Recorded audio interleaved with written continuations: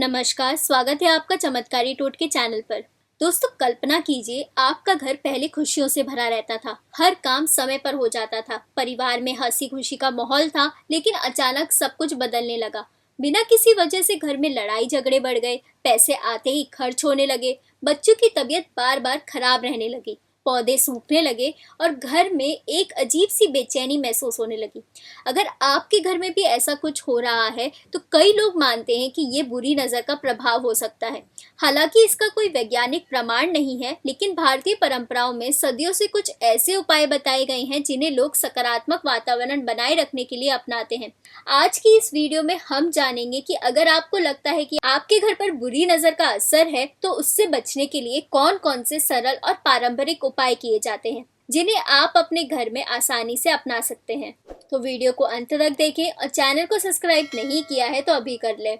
सबसे पहले है लोबान जलाना। भारतीय परंपरा में लोबान को वातावरण शुद्ध करने वाला माना जाता है। कई परिवार मंगलवार, शनिवार या शुक्रवार की शाम को लोबान जलाकर उसका धुआं पूरे घर में घुमाते हैं। खास तौर पर मुख्य दरवाजे, रसोई, पूजा घर और घर के हर कमरे में लोबान का धुआं दिखाया जाता है।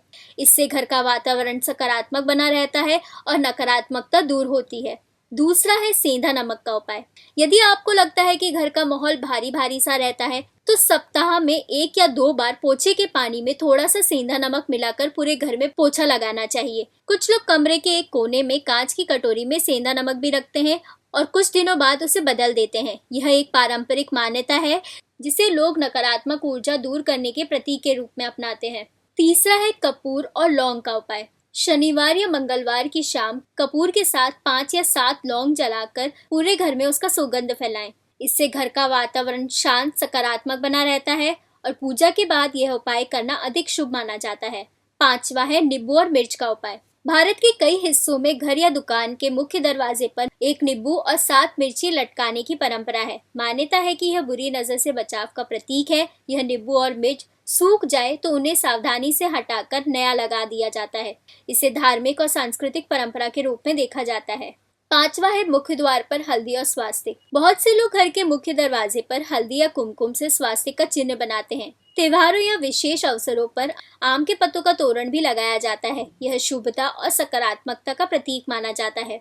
छठा है प्रतिदिन दीपक और कपूर जलाएं। सुबह और शाम घर के मंदिर में घी या तिल के तेल का दीपक जलाएं। आरती के बाद कपूर जलाना भी कई परिवारों की परंपरा है। इससे मन को शांति मिलती है और घर में आध्यात्मिक वातावरण बनता है। सातवां है शनिवार को पीपल के नीचे दीपक।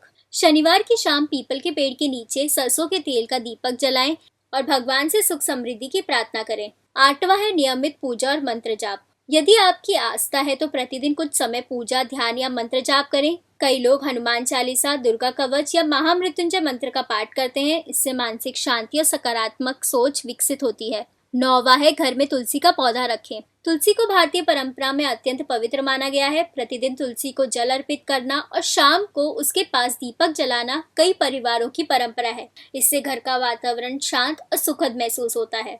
और 10वां है दान और सेवा का उपाय।